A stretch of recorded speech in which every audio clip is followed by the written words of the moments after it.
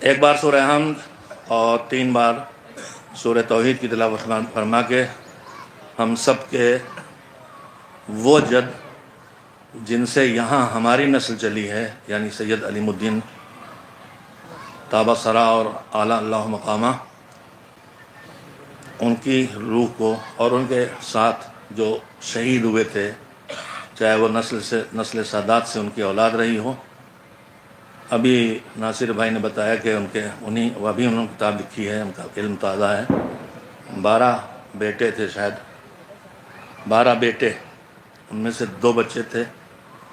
ان کے بعد جو چھوٹے چھوٹے تھے جن سے ہم لوگ کی سید ملوک اور سید قبول 12 کے علاوہ ہیں یہ. اچھا 14 تھے. چلیے یا 12 یا 14، برکت ہر جگہ. باقی سب شہید ہو گئے تھے. سب کے لیے جو ان کے ساتھ آئے تھے ان میں کچھ بعض سادات تھے، بعض غیر سادات تھے، جو بھی ہمیں بہت مجمل تاریخ معلوم ہے. سب کے اصال ثواب کے لیے 1 بار سورہ حمد اور 3 بار سورہ توحید کی.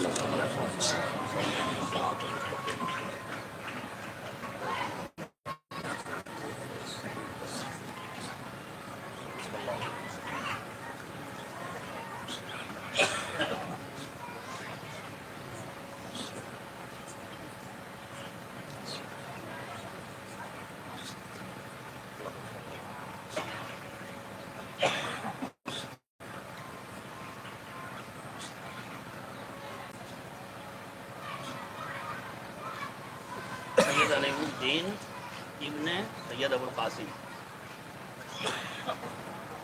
وہ نیتوں کو جاننے والا، ارادہ کافی ہے.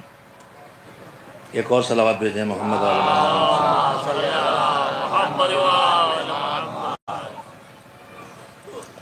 اعوذ باللہ من الشیطان اللعین الرجیم.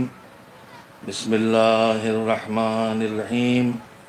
الحمد للہ رب العالمین والعاقبۃ للمتقین والجنۃ للمؤمنین والنار للملحدین والصلاة والسلام على سید الانبیاء والمرسلین سیدنا و نبینا و شفیعنا ابی القاسم محمد صلی علی محمد وآل محمد و آلہ الطیبین الطاہرین المعصومین المظلومین واللعنۃ الدائمۃ الباقیۃ علی اعدائہم اجمعین من الآن الی یوم الدین.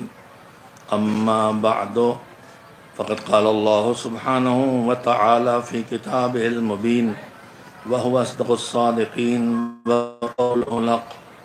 بسم اللہ الرحمن الرحیم. ان اکرمکم عند اللہ اتقاکم. صلوات بھیجیے محمد وعلی محمد وآل محمد. میں نے آپ حضرات کی خدمت میں جو آیہ کریمہ پیش کیا، جس کے پڑھنے کا شرف حاصل کیا ہے، لفظوں میں بہت مختصر ہے، لیکن اپنے اندر ہم سب کے لیے جو اپنی فطرت کے تقاضوں کے تحت ہم میں سے کسی کو ذلت اور رسوائی پسند نہیں ہے.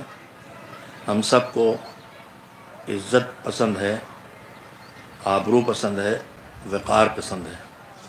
فطرت ہے ہماری، اور یہ فطرت اور بڑھ جاتی ہے جب چاہے کتنا ہی بڑا فاصلہ ہو، لیکن ان سے جا کے زندگی ملتی ہے. اجداد میں، آبا و اجداد میں، جہاں قدم قدم پہ یہ دیکھنے کو ملتا ہے کہ انہوں نے اپنے اور دین کے وقار کو بچانے کے لیے نہ مال کی فکر کی، نہ اولاد کی فکر کی، نہ جان کی فکر کی. جب ان سے جا کے سلسلہ ملتا ہے تو کہیں نہ کہیں وراثت کا ایک قانون ہے. بیماریاں جینیٹک کہلاتی ہیں، بری عادتیں بھی جینیٹک ہوتی ہیں، اور خوبیاں بھی کچھ نہ کچھ جینیٹک ہوتی ہیں. اب یہ اور بات ہے کہ جو خوبیاں جینیٹک ہیں ان کو ماں باپ کی تربیت نہ ہونے کی وجہ سے اور اس کے آگے تربیت نہ ہونے کی وجہ سے یا خراب ماحول ملنے کی وجہ سے یا خراب دوست ملنے کی وجہ سے وہ خوبیاں جو وراثت میں آئی ہیں وہ دب جاتی ہیں، کچل جاتی ہیں، مر جاتی ہیں۔ اور خدا نہ کرے اگر جینیٹک ہے نا تو پیچھے اگر خرابیاں تھیں، بزرگوں کو اللہ مغفرت فرمائے، لیکن جو تاریخ ہم نے سنی ہے یا تھوڑی بہت ناصر بھائی نے جو پھر سے ایک مرتبہ اس تاریخ کو زندہ کیا ہے، اس سے پہلے مجھے نام نہیں ہے موتی پور کے بزرگوں نے، جتنا مجھے معلوم ہے جب شجرہ لکھا ہے تو اس میں کچھ حد تک تاریخ بھی لکھی ہے۔ ناصر بھائی نے بے حد محنت کر کے اس کو پھر سے جمع کیا ہے۔ تو ہماری تاریخ جہاں ہمارے بزرگوں کی کچھ خوبیوں کو بتاتی ہے، اللہ سب کی مغفرت کرے، لیکن آپس کی جنگ اور لڑائی بھی دکھاتی ہے، جس میں زمینوں کے جھگڑے میں دوسرے کو قتل کیا گیا ہے اور چھینا گیا، جس کے پاس طاقت ہے وہ کمزور کا کہ جائیداد چھین لے۔ پوری تاریخ ہے، معاف کریں گے میں اپنے بزرگوں کی برائی کرنے نہیں بیٹھا ہوں، میں صرف یہ کہنا چاہتا ہوں کہ اچھائیاں بھی بہت سی وراثت میں آتی ہیں اور بہت سی برائیاں بھی وراثت میں آتی ہیں۔ جیسے اچھائیوں کو ماحول تربیت ملے تو سامنے آ جاتی ہیں، ماحول اور تربیت نہ ملے تو کچل کے رہ جاتی ہیں، اسی طرح سے جو برائیاں آئی ہیں پیچھے سے نسلوں کی، اگر کوشش کی جائے تو انہیں تربیت کے ذریعے، ماحول کے ذریعے اور اپنی ذات پر خود محنت کر کے تربیت نفس کے ذریعے اس سے خود کو الگ کیا جا سکتا ہے۔ اور اگر توجہ نہ دی جائے تو پھر وہ جینیٹک ان حدوں میں نہ صحیح کہ حملہ کر کے ایک دوسرے کی جان لے لی جائے۔ میں نے بھی اپنے بچپن میں گھوریاؤں دیکھا ہے، اس گھوریاؤں میں سر تو پھٹ ہی جاتے تھے، جان مان لینے کی کوشش نہیں ہوتی تھی، چھرے والی بندوق چلتی تھی۔ الحمدللہ میں نے اپنے بزرگوں میں جب سے ہوش سنبھالا ہے نہیں سنا کہ کسی سگے بھائی نے حملہ کروا کے کسی کا سر پھرسے سے پھڑوا دیا ہو، لیکن ہیں یہ سب سادات کرام۔ سادات کرام کہاں کہاں کن کن مشکلات کا شکار رہے، کہاں کہاں سے گزرے، کس کس ماحول سے گزرے، وہ سب حقائق ہیں۔ لیکن خراب ماحول سے گزر کے اچھے ماحول تک آنا اور تربیت حاصل کر کے اتنا اونچا بن جانا کہ نکلے فارس سے، گزرے پتہ نہیں عرب کے کن کن جگہوں سے، پہنچے مدینے، جب حضور مل جائیں تو ان کی تربیت کو اس طرح قبول کرے کہ سلمان فارسی سلمان و منا اہل البیت بن جائے۔ اور اگر خدا نہ کرے اپنی تربیت پہ توجہ نہ دی جائے اور ماحول بھی خراب مل جائے اور دوست احباب بھی خراب مل جائیں تو پھر آدمی کتنا بگڑے گا اللہ ہی جانتا ہے، اور اس کی جو جینیٹک برائیاں ہیں وہ کتنی اوپر جائیں گی، جو ہم آپ سب دیکھتے ہیں آپس میں مقدمہ بازیاں۔ اب شاید نہ ہوں، میں اس وقت کے بالکل پریزنٹ کو نہیں جانتا ہوں، لیکن دیکھا ہے میں نے کہ چک بندی کے بعد کتنے دنوں مقدمے لڑے گئے ہیں اور کتنی کوشش کی گئی ہے کہ ہمارا حصہ کسی بھی صورت میں بڑا بن جائے اور ہمیں وہاں پہ جگہ مل جائے جہاں ہمیں پسند ہے، چاہے اس کے لیے جس کو کچلنا پڑے۔ مجھے نہیں معلوم، اب انشاءاللہ تعلیم یافتہ طبقہ ہے اور احسان ہے بانی تنظیم سربراہ تحریک دیداری خطیب اعظم مولانا سید غلام عسکری اللہ مقامہ کا کہ ان کا ننیال بھی یہیں تھا سرائے میر میں، اور ان کی بہن یعنی ہماری والدہ یہاں بھی آ کے آئی تھیں، تو 2 رشتے ہو گئے تھے۔ ایسے تو ان کا پوری قوم سے رشتہ تھا، اور جب انہوں نے آیت تطہیر کی آیت پڑھی کہ اپنے آپ کو اے ایمان والو اپنے آپ کو اور جو تمہارے اپنے ہیں ان سب کو جہنم کی آگ سے بچاؤ، تو ہمارے اپنے ہماری نگاہ میں گھر والے، بیوی، بچے، بھائی بہن تک جاتے ہیں، لیکن ان کی نگاہ میں ان کے اپنے کون تھے؟ ان کا اپنا ہر وہ انسان تھا جو علی والا ہو۔ اور انہوں نے اس دائرے کو بہت پھیلایا تھا، لیکن جرگاواں اور سیدواڑہ اور سرائے میر اور نام لے کے میں نے غلطی کی ہے، پورے سیدواڑے سے ان کے خصوصی تعلقات تھے، اور سب ان کو سمجھتے تھے کہ ہمارے رشتہ دار ہیں، اور وہ سب کو سمجھتے تھے کہ ان کے رشتہ دار ہیں۔ انہوں نے جب تحریک دینداری چلائی ہے تو انہوں نے گھر سے ہی کام شروع کیا تھا۔ مجھے خط لکھا تھا، مثبت زیر تعلیم تھا کہ میں نے شروع کیا اس آیت پر گفتگو کو، اور پھر نام ایک ایک کا لکھا تھا کہ فلاں بھائی سے خمس نکلوایا ہے، فلاں بھائی کو داڑھی رکھوائی۔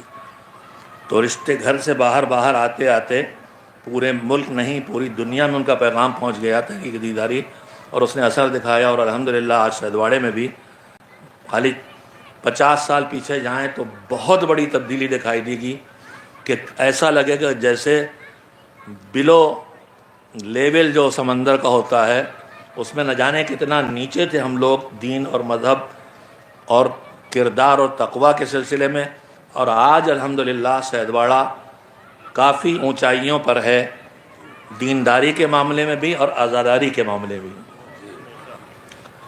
اور وہ جو جملہ تھا خطیب اعظم کا کہ عزاداری کے فانوس میں دینداری کی حفاظت کرو، حسین نے دین بچایا تھا تو عزاداری کا کام بھی ہے دین کا بچانا۔ تو عزاداری جیسے لالٹین میں شیشہ ہوتا ہے، ویسے ہم امباڑوں میں ہمارے کم سے کم اب بھی فانوس ہوتے ہیں، بچوں نے بھی دیکھا ہوگا۔ تو عزاداری کے فانوس میں دینداری کی شمع روشن کرو، اس نعرے پر الحمدللہ سیدواڑے نے عمل کیا ہے، اور الحمدللہ یہاں جوانوں کا طبقہ، یعنی بات پیچھے نہیں آ رہی ہے، آگے جا رہی ہے۔ بات اب تک تو پہنچ جائے، آپ کافی دیر سے بیٹھے تھکے بھی ہیں، شاید کوئی تھکن تھوڑی سی کم ہو جائے۔ روشنی کرنے کے لیے شمع جلائی جاتی ہے، اور جو روشنی کے لیے شمع جلائی جاتی ہے، جب وہ جلتی ہے شروع میں تو تھوڑا کم جلتی ہے، پھر اپنے شباب پہ آ جاتی ہے اور روشنی اس کی پھیل جاتی ہے، پھر دھیرے دھیرے روشنی سمٹنا شروع ہوتی ہے اور وہ شمع بجھ جاتی ہے۔ تو شمع روشنی تو کرتی ہے، مگر پہلی بات یہ ہے کہ اس کا دائرہ محدود ہوتا ہے، دوسری بات یہ ہے کہ اس کی روشنی اندھیرے سے بدل جاتی ہے۔ تو شمع جلا کے روشنی کی جاتی ہے۔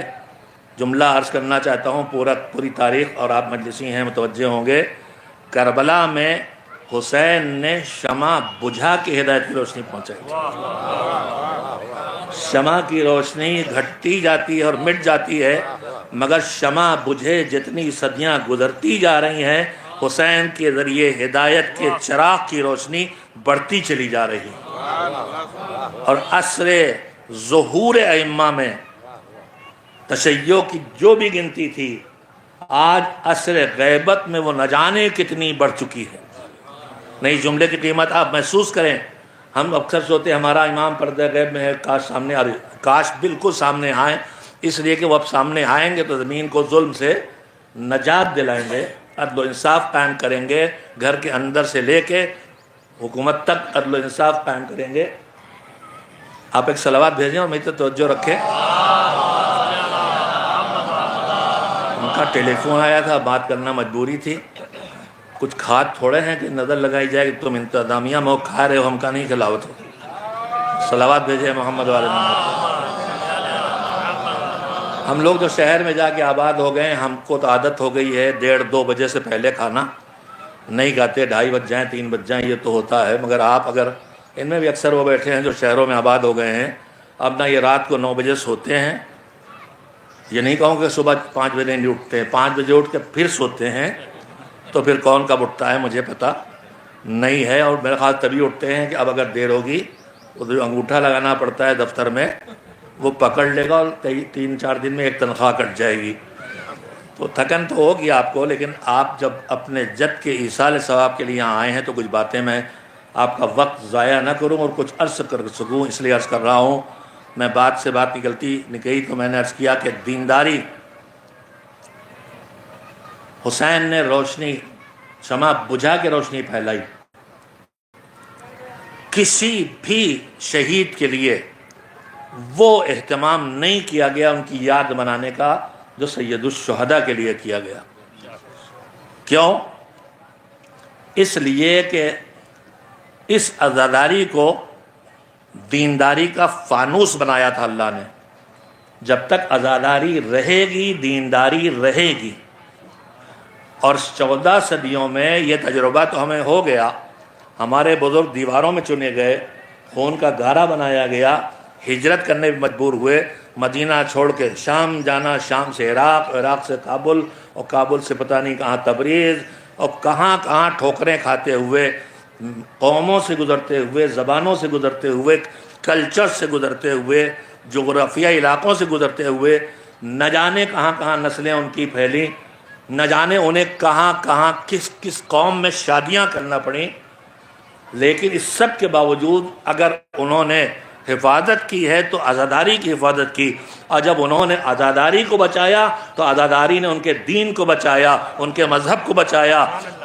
جس نے سر کٹایا تھا نماز کے لیے, اس کے کٹے ہوئے سر کی یاد نے سجدوں کو بھی بچایا ہے, کعبے کو بھی بچایا ہے, قرآن کو بھی بچایا ہے, نماز کو بھی بچایا ہے. اب جب یہ ہم اقرار کرتے ہیں مجلسوں میں کہ حسین نے کعبہ بچایا, حسین نے قرآن بچایا, حسین نے نماز بچائی, حسین نے حج بچایا, تو پھر مجھے کہنے دیجئے کہ وہ عزاداری جو حج کو مٹانے کی کوشش کرے, جو بے درد دل سے نکال کے اللہ کا نماز چھڑانے کی کوشش کرے, وہ جلوس جو نماز کے وقت پہ نکالا جائے, وہ مجلس جو نماز کے وقت پہ کی جائے, کیا حسین اس سے راضی ہوں گے جنہوں نے سجدے میں سر کٹایا تھا اور جنہوں نے جہاد روک کے اول وقت نماز کی پابندی کر کے جماعت قائم کی تھی؟ یہ سیدواڑہ ہے, اپنے کو فخر سے لکھتا ہے سیدواڑہ, سیدواڑہ تو سیدواڑہ ہے. تو پھر یہاں سب ان کی نسل اگر ہے تو ہمارے پاس سے کوئی کیا پیغام جانا چاہیے؟ ہمیں جرأت ہونا چاہیے, دنیا کچھ کرے مگر ہماری کوئی مجلس نماز سے نہیں ٹکرائے گی. ہمارا جلوس نکلے گا تو وقت نماز آئے گا. تو جیسے حسین نے جہاد روکا تھا, ابو ثمامہ سیداوی کا واقعہ سنتے رہتے ہیں نا, ہم سنتے ہیں مگر ہدایت نہیں حاصل کرتے. میں ایک جملہ اکثر کہتا ہوں کہ سیرت معصومین میں سب پوری سیرت فضائل ہے, لیکن جب ان کے فضائل تک آپ جائیں گے تو آپ کو ان کی فضیلت میں کوئی نہ کوئی پہلو ہدایت کا ضرور ملے گا. نہیں بھی واضح نہیں ہوئی بات کہہ دیتا ہوں. غدیر کے میدان میں بہت بڑی فضیلت سامنے آئی ہے. من کنت مولا فہذا علی مولا, جس کا میں مولا اس کے علی مولا. مگر یہ علی کی ولایت کا اعلان نماز جماعت کے بعد کر کے اللہ کے رسول نے فضیلت کو دینداری سے جوڑ دیا. اب جب تم غدیر کو یاد کرو گے تو تمہیں نماز بھی یاد آئے گی. اس نے فضیلت کو ہدایت سے جوڑا ہے, اور ہدایت کو فضیلت. ائمہ تحریم کی زندگی میں کوئی نمونہ نہ ڈھونڈ پائیں گے آپ کہ جہاں خالص فضیلت ہو اور ہدایت کا کوئی پہلو نہ ہو, یا خالص ہدایت ہو اور فضیلت کا کوئی پہلو نہ ہو. بہرحال بات ادھر سے ادھر تھوڑا دور چلی گئی ہے. میں نے اصال ثواب کے لیے عرض کیا کہ آپ فاتحہ پڑھ دیں, اور اس میں تاریخ آ گئی جس کا ذکر میں کرنا چاہتا تھا کہ ہم سب کو ناز ہے کہ ہم ایک شہید کی نسل سے ہیں. تو ہم ایک شہید کی نسل سے ہیں جو نسل ائمہ سے تھا. میں اپنے بچوں کے لیے بتانا چاہتا ہوں, جتنے سادات ہیں ان کی پہچان کے لیے جس امام کی نسل سے نکلے ہیں اس امام کے نام سے وہ منسوب ہے. میں تھوڑا آگے سے بات شروع کرتا ہوں. 5ویں امام سے منسوب سادات کیا کہلاتے ہیں؟ باقری. 6ٹھے امام سے منسوب جعفری. 7ویں امام سے منسوب موسوی یا کاظمی. 8ویں امام سے رضوی. 9ویں امام سے, چونکہ نسل امام ہشتم چلی ہی ہے 9ویں امام سے, وہ اصل امام محمد تقی علیہ السلام کی نسل ہے, لیکن جناب علی رضا علیہ السلام کے نام سے منسوب ہے. امام حسن عسکری علیہ السلام کے صرف ایک فرزند تھے جو پردے غیب میں ہیں. میں نے امام کا نام لیا ہے, صلوات تو بھیجی نہیں.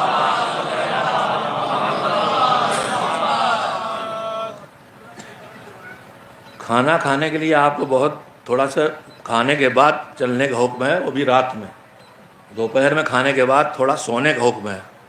مگر آپ کو کھانے سے پہلے چلنا ہے تو کوئی نقصان نہیں ہے کہ اگر یہاں بیٹھ کے کچھ بھوک گھٹی ہے تو چل کے پھر سے بڑھ جائے گی، لہذا آپ تھوڑا بیٹھیں گے تو بھوک تھوڑی کمی ہوگی۔ اور کہتے ہیں کہ آتیں قل ہو اللہ پڑھ رہی ہیں، تو بھوک لگے تو آتیں قل ہو اللہ پڑھتی ہیں۔ آپ فی الحال بھوک آپ کو نہ ستائے، اس لیے آپ ایک صلوات بھیجیں محمد والا۔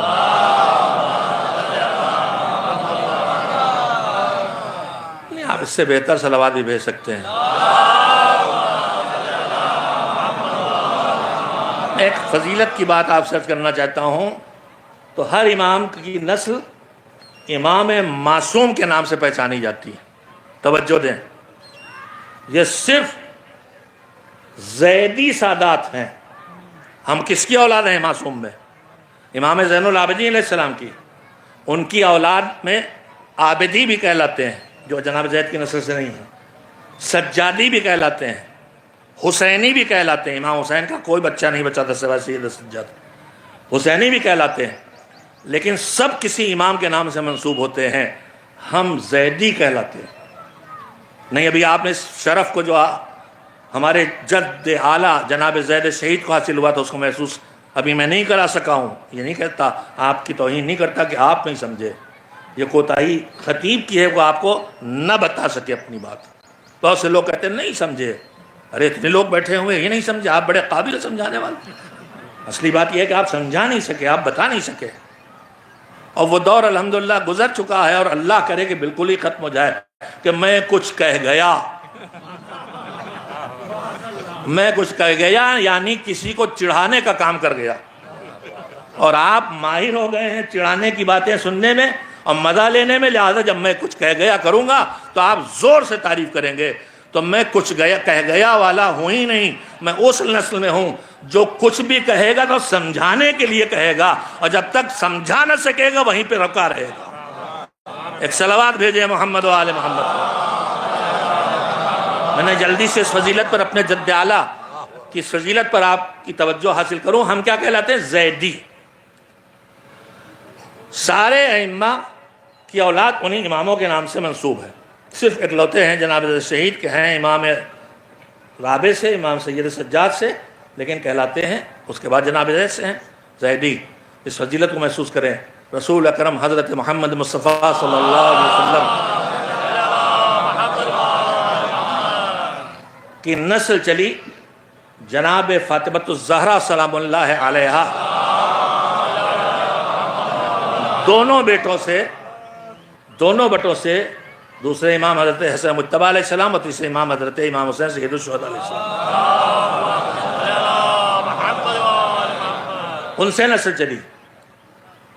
لیکن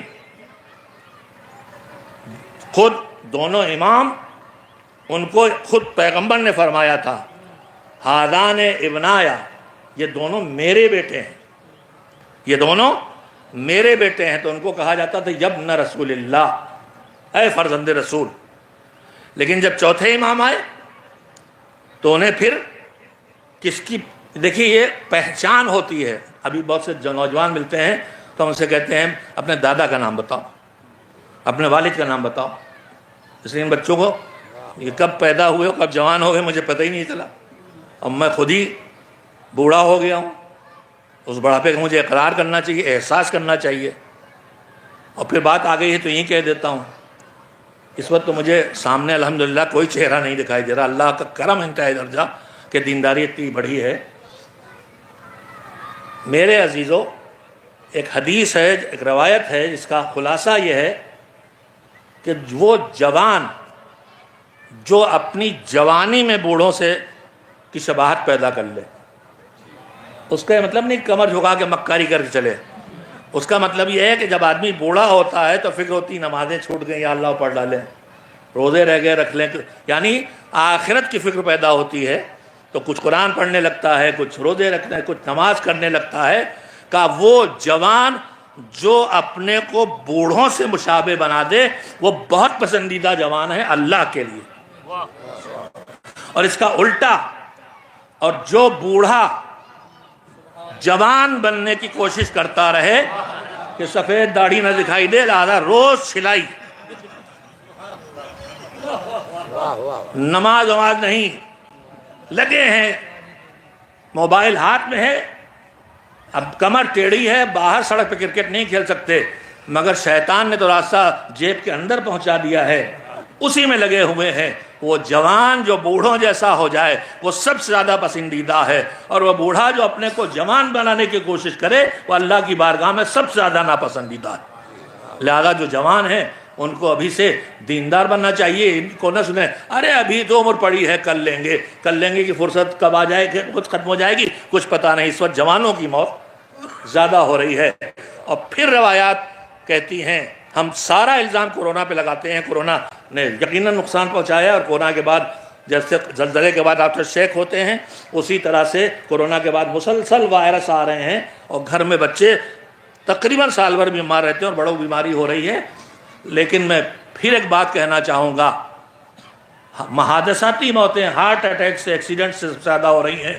روایت کہتی ہے کہ جب کسی قوم میں بدکاری بڑھ جاتی ہے تو وہاں حادثاتی موتیں بڑھ جاتی ہیں۔ ہم کو توجہ دینا چاہیے، ہمارے درمیان جو دوسرے ہیں ان کی طرح سے یہ ناجائز رشتوں کی بلا اور آفت نہ آنے پائے۔ جو آنا آہستہ قدموں سے آنا شروع کر چکی تھی، اب کھلے قدموں آ رہی ہے۔ میں کہوں آپ سے، صرف مسلم نہیں، صرف محب اہل بیت نہیں، صرف شیعہ اثنا عشری نہیں، سادات کرام کی بیٹیاں، غیر سید کی بات نہیں کر رہا میں، غیر مسلم کی بات نہیں کر رہا، آپ سمجھیں، غیر مسلم کے یہاں جا رہی ہیں، مسلم نہیں غیر مسلم کی یہاں جا رہی ہیں، اور اتنے زیادہ بے حس اور بے حیا اور بے دین ماں باپ ہیں جو شرف سے لکھتے ہیں کہ یہ ان کی شادی ہے ہماری بیٹی کی فلاں سے، اور وہاں 7 پھیرے لگائے جائیں گے۔ آپ ہوشیار رہیے، ہم پیچھے چلتے ہیں، ہمارا ہندوستان پیچھے چلتا ہے، یورپ امریکہ سے 10 سال 20 سال 50 سال پیچھے اس کی سپیڈ بڑھ گئی، ہماری بھی بڑھ گئی ہے۔ اب 10 سال میں وہ برائی 10 سال بھی نہیں لیتی آنے میں، جس طرح ٹیکنالوجی میں ہم پیچھے ہیں وہ نہیں ہوتا۔ برائی وہاں کے ساتھ یہ جو شیطان کا بہترین ہتھیار بنا ہوا سوشل میڈیا، جس کا برا استعمال اسے شیطان کا ہتھیار بناتا ہے، اسی کا اچھا استعمال ہو تو پیغام رسانی اور دین کو پہنچانے کا بہترین ذریعہ ہے۔ لیکن اس شیطان نے ہمارے بچوں کی جیب میں وہ سب ہزاروں بار دیکھنے کے لیے ڈال دیا ہے جو زندگی میں بالغ ہونے اور شادی کے بعد بھی وہ چیزیں آدمی نہیں دیکھتا۔ اللہ حفاظت کرے۔ اور میں دوسری بات یہیں پہ اور عرض کروں گا، مجھے اپنے سادات سید واڑے کی اطلاع نہیں ہے، مگر اب دنیا میں شوق ہو گیا ہے، میں منع نہیں کرتا، خوب بہترین، بلکہ میں کہتا ہوں اب ایجوکیشن کافی نہیں ہے، اب کوالٹی ایجوکیشن کی ضرورت ہے۔ اور ہم نے ابھی ایک سیمینار کیا تھا، اس میں ہم نے ایک موضوع یہ رکھا تھا کہ صرف ایجوکیشن نہیں، کوالٹی ایجوکیشن۔ اور ہمارے مراجع، ہمارے وقار، پوری ملت کے باپ، ان میں سے آیت اللہ العظمہ سیستانی سے جب کوئی ملنے جاتا ہے تو اس سے یہی کہتے ہیں کہ پڑھاؤ، اور صرف سادہ نہ پڑھاؤ، کوالٹی ایجوکیشن دو۔ تم آنکھ کے ڈاکٹر کو ڈھونڈتے ہوئے نہ جاؤ، تم اتنا اچھا آنکھ کا ڈاکٹر پیدا کرو کہ لوگ اس آنکھ کو ڈاکٹر کو دیکھنے کے لیے آئیں۔ اس وقت یہی ضرورت، اس کے بغیر ہم کچھ نہ کر سکیں گے۔ اب ایجوکیشن نہیں، کوالٹی ایجوکیشن۔ مگر میرے عزیزو، کوالٹی ایجوکیشن کے چکر میں آ کے بالکل کریں، لیکن بنگلور بھیجیں، آئی ٹی کے لیے بھیجیں بنگلور، مدراس، حیدرآباد، لیکن یہ خیال رکھیے کہ کہیں ایسا نہ ہو کہ آپ کا بیٹا اور آپ کی بیٹی جو ان بڑے شہروں میں گئے ہیں تاکہ ایجوکیشن حاصل کریں، وہاں کہیں ان کے چاروں طرف جو ماحول ہے، جو دوست ہیں، کلاس سے لے کے بازار تک، بازار سے لے کے محلے تک، وہاں چاروں طرف نشاور چیزیں پھیلی ہیں، اسمیکس پھیلے ہوئے ہیں، ملاقاتوں پہ کوئی پابندی نہیں ہے، پارٹنر بن کے لڑکا لڑکی ساتھ رہ سکتے ہیں ایک بلڈنگ میں۔ ہم آپ سے یوں ہی نہیں کہہ رہے، دین کی خدمت منبر پر جانے کے شرف کے نتیجے میں ان سب جگہوں پہ حالات دیکھ کے آئے ہیں. ہم نے یہ حادثات بھی سنے ہیں کہ دیکھے ہیں، بلکہ آئین شاہد ہونے کے قریب ہیں کہ 2 لڑکوں کے ساتھ جو دونوں سید ہیں، ایک صاحبزادی وہ بھی سیدانی ہے، ایک فلیٹ میں تنہا رہ رہے ہیں. لہذا خدا کے لیے تعلیم کے چکر میں اتنا آنکھیں نہ مون لیجئے کہ دنیا کی تعلیم تو بچے کے پاس آ جائے، مگر آخرت سے بچانے کے عذاب سے بچانے والی تعلیم اور دین سے محروم کرنے والی تعلیم کسی کام کی نہیں ہے. دنیا چاہے کتنی بڑی مل جائے، آخرت گئی تو 50-60 سال پڑھنے کے 25 سال تو نکال ہی دیجئے. اوسط ایج 70 سال مان لیجئے، 70 میں سے 25 نکال دیجئے تو کتنے بچے؟ 45 بچے. اس میں ان 45 برسوں میں ریٹائرمنٹ بھی اور اس کے بعد بھی ہے، اور حصہ کم بچا کم. تو جو دنیا کے چھوٹے سے معاملے میں دنیا کی تعلیم کا میں دنیا کی تعلیم واجب و لازم جانتا ہوں، واجب کفائی ہے. جیسے میت کی نماز اگر کوئی نہ پڑھے سب گنہگار، کوئی پڑھ لے تو سب کا گناہ ختم. اسی طرح سے جب تک اتنے ڈاکٹر نہ پیدا ہو جائیں کہ جو ملت کے لیے ضرورت کے کافی ہوں، اتنے انجینئر، اتنے وکیل، اتنے جج، اتنے IAS، اتنے سیاسی لیڈر اور نیتا جو آگے بڑھیں تو علی ابن یقطین کے طرح قوم کے کام آئیں. علی ابن یقطین ہارون رشید کیا ہے؟ وزیر اعظم کے عہدے پر ہے. بار بار خوشامد کرتے ہیں مولا سے کہ مولا نہیں برداشت ہوتا مجھے یہ سب ظلم و ستم جو ہو رہا ہے. کہا نہیں، تم وہیں رہو، تم ہمارے لیے اطمینان کا ذریعہ ہو. آپ سیاست یہاں کی گندی سیاست ہے، مگر میں آپ سے کہتا ہوں آپ سیاست میں ضرور جائیں. آپ صحافت میں جو بلیک میلنگ کا ذریعہ بن گیا ہے، میڈیا، اس میں ضرور جائیں. جہاں سب کچھ برا ہے وہاں آپ اچھا دکھائیں، تاکہ بتائیں جب چاروں طرف معاویہ کا بنایا ہوا نظام رائج تھا تب بھی علی عدل و انصاف کی حکومت قائم کیے ہوئے تھے. اور آپ بتا سکیں کہ چاہے وزیر اعظم کوئی ظالم بن جائے لیکن ہم سیاست میں آ کے اپنی دینداری اور ایمانداری کی حفاظت کرتے ہوئے ہارون علی ابن یقطین بن سکتے ہیں اور وقت کے وزیر اعظم بنائے جا سکتے ہیں، اور نہ صحیح تو ان کے قریب جا کے اپنی قوم کے کام آ سکتے ہیں. بات آ گئی تو جوانوں سے جو پردھانی کے الیکشن لڑتے ہیں میں ان کے ساتھ ہوں. دین نہ بیچیے بس، زمین نہ بیچیے بس. نیت آپ کی رہے کہ اگر کچھ ہاتھ آ گیا، چاہے پردھان چھوڑیے، وہ جو گاؤں میں ہوتے ہیں،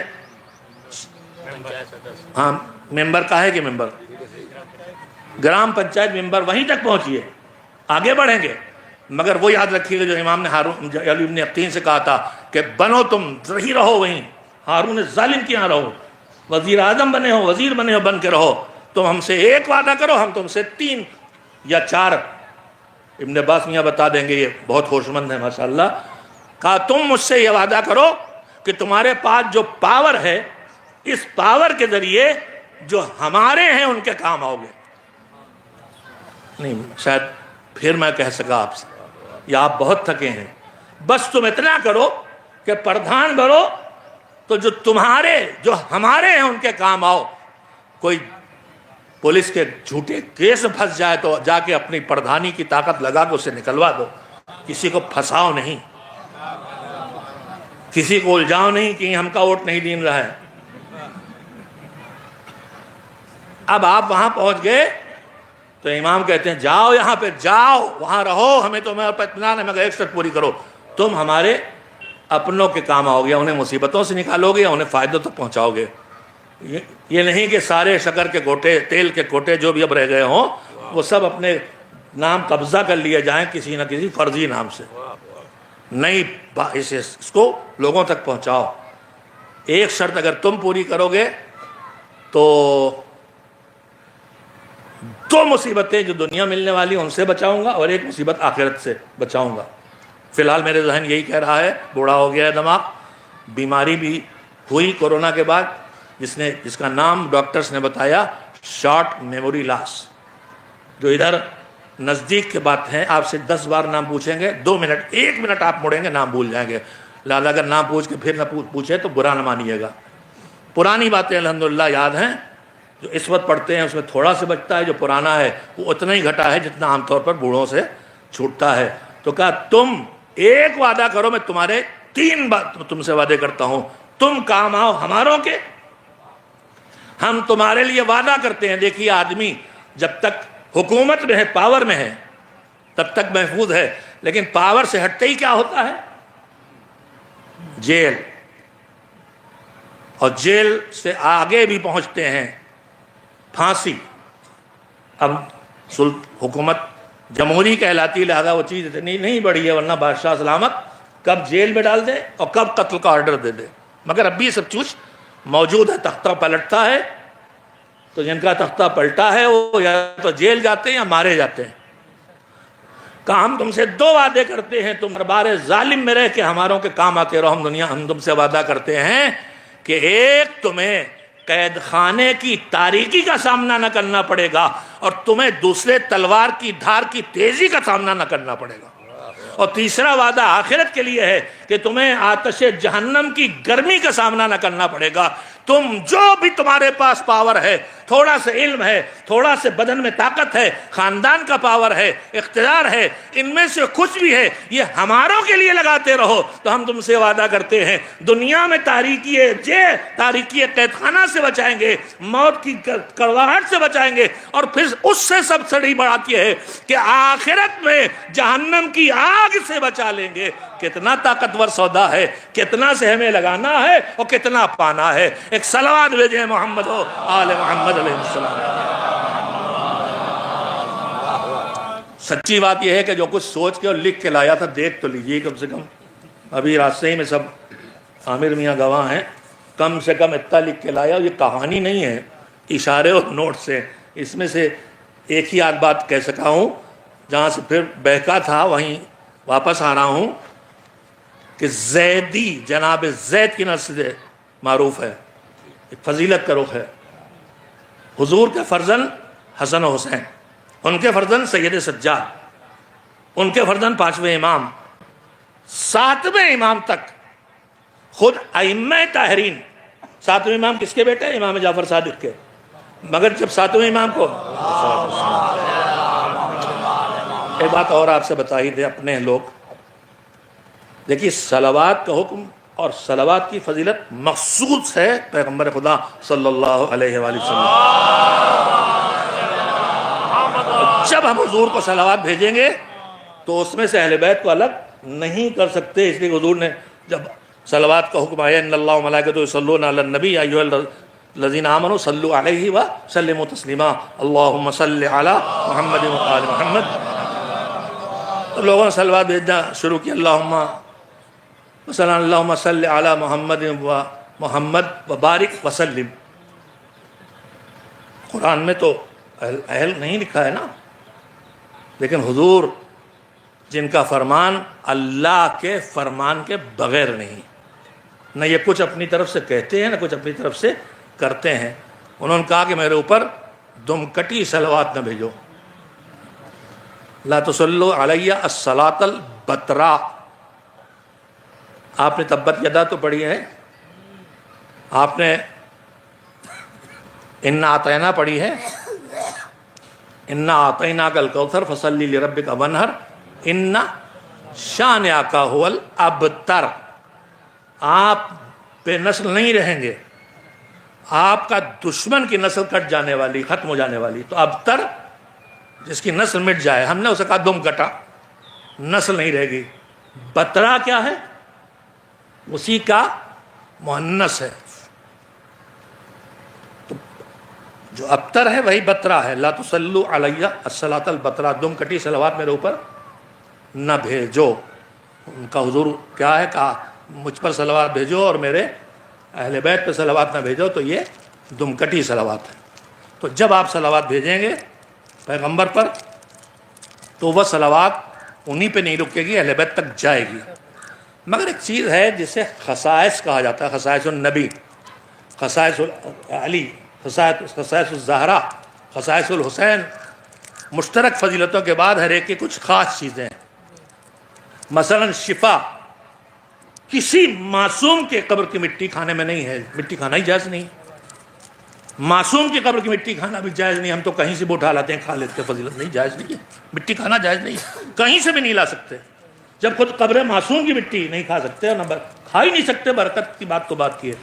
یہ صرف تربت حسین ہے، قبر حسین کی مٹی جس کے اندر اللہ نے شفا رکھی ہے، یہ ان کی خصوصیت ہے. اور بھی اسی طرح خصوصیتیں اب سب بیان نہیں کر سکتا. یہ کہلاتے ہیں خصائص النبی، خصائص علی، خصائص فاطمہ.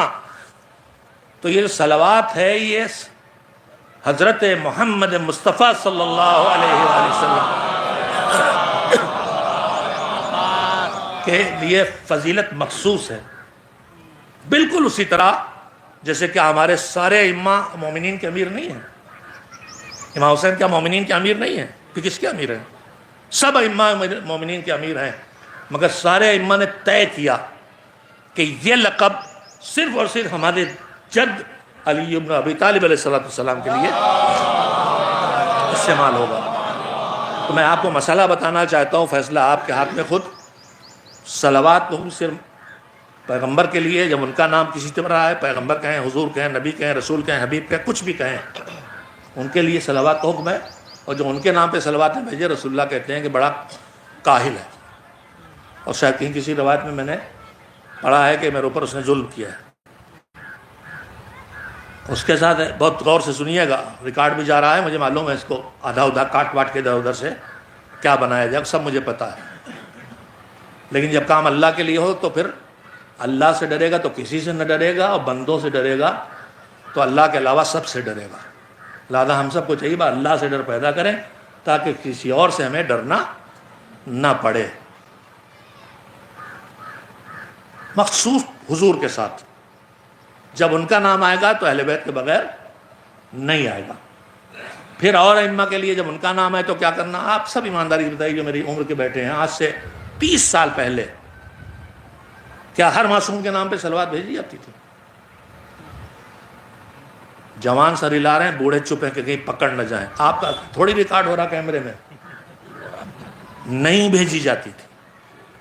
باقی معصومین کا نام آئے علیہ الصلوۃ والسلام، صلوات اللہ وسلامہ علیہ، جو چاہیں آپ کہیں. وہ مخصوص صلوات پیغمبر گرامی حضرت محمد مصطفیٰ صلی اللہ علیہ وسلم خصائص النبی میں ہے، جس کی جو خصوصیت ہے اللہ نے اسے خاص کیا ہے. اسے ہم عام کرنے والے نہیں، ہم بالکل چپکے سے عام کر لیتے ہیں. قبر حسین میں شفا ہے ہمارے خیال میں، جسے ہم معجزہ کہتے ہیں. کہیں گھوڑے کے ٹاپوں کی نشان دکھائی دے گئے، معجزہ. معجزہ اسے نہیں کہتے. معجزہ کے لیے 3 چیزیں ضروری ہوتی ہیں. سب سے پہلے اس کا شدت سے انکار کرنے والے کہ مانیں گے نہیں ہم، شدت سے انکار کرنے والے. تو ایک ہوتا ہے معجز نما، ایک ہوتا ہے انکار معجزہ کرنے والا، وہ بھی شدت سے. تب جب وہ شدت سے انکار کرتا ہے تو پھر معجز نما جو رسول یا نبی یا امام ہے، البتہ اماموں کے لیے اصطلاح الگ ہے مگر اب بہت پھیلانا نہیں مجھے، وہ کوئی ایسا کام کر کے دکھاتا ہے جو اس دور کے لوگ اس کام کو نہ کر سکیں. جناب موسیٰ نے معجزہ کیوں دکھایا تھا؟ موسیٰ نبی تھے، مان نہیں رہے تھے بدماش، مقابلے میں مگا لیا تھا. تو معجز نما تھا کہ نہیں تھا؟ معجزہ پیش کرنے والا. اور اس کے مقابلے میں شدت سے انکار کرنے والے تھے کہ نہیں تھے؟ تھے. اب جناب موسیٰ نے کیا کام کر کے دکھایا؟ انہوں نے رسیاں ڈالی تھی، نگاہوں میں ایسا لگا جادو کے ذریعے جیسے سانپ ہو. جناب موسیٰ نے اپنا عصا ڈال دیا جو واقعی سانپ تھا، وہ سب کو اس نے نپٹا دیا. جب کہا واپس کر دیے، کہا واپس کہاں سے کر دے، تو کھا گیا. امام علی رضا علیہ السلام کی سیرت میں آپ سن چکے ہیں علیہ السلام. اب تو علیہ السلام کہو یار، اتنی عادت پکی ہو جاتی ہے کہ بتانے کے بعد یہ منہ پہ کہتے ہیں ہم نہ مانیں، ہم نہ مانتا. مانو. اللہم صلی علی محمد و آل محمد. یہ مستحب نہیں ہے، اپنی طرف سے ایجاد نہ کریں خدا کے لیے. مذہب میں اپنی طرف سے ایجاد اگر ہو تو جسے مذہب نہ ہو مذہب بنا لیا جائے. تو اس وقت حکم کیا ہے کہ جو آدمی اس صحیح بات کو جانتا ہو اور اس وقت نہ بتائے تو اس پر لعنت. چپ رہنے پہ بھی لعنت ہے، خالی غلط بات دین بنانے پہ لعنت نہیں ہے، اس پہ چپ رہنے بھی لعنت. 8ویں امام کے سامنے وہ قالین والا، اس نے روٹی جادو کھسکا دیتا روٹی، بس اس کے بعد امام نے کہا شعر، قالین کا شعر تھا، نکلا اسے نگل جا، نگل گیا، ہاتھ پیر جوڑ لیے، واپس کر دیے. کہا اگر موسیٰ نے ان رسیوں کو واپس کیا ہوتا تو ہم بھی اس شعر سے تمہارے جادوگر کو واپس کر دیتے. اب آپ نے طے کر لیا ہے، چاہے تم فضیلت پڑھو چاہے تم موعظہ کرو، ہم تو صلوات کا بھیجوا.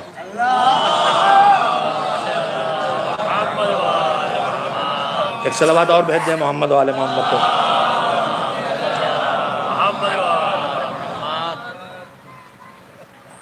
ساتویں امام تک جو اس نسل میں آئے، معصومین بھی اور غیر معصوم جو معصوم جیسے تھے. یہ بھی عرض کر دوں، بہت باتیں کہنے کی ہیں.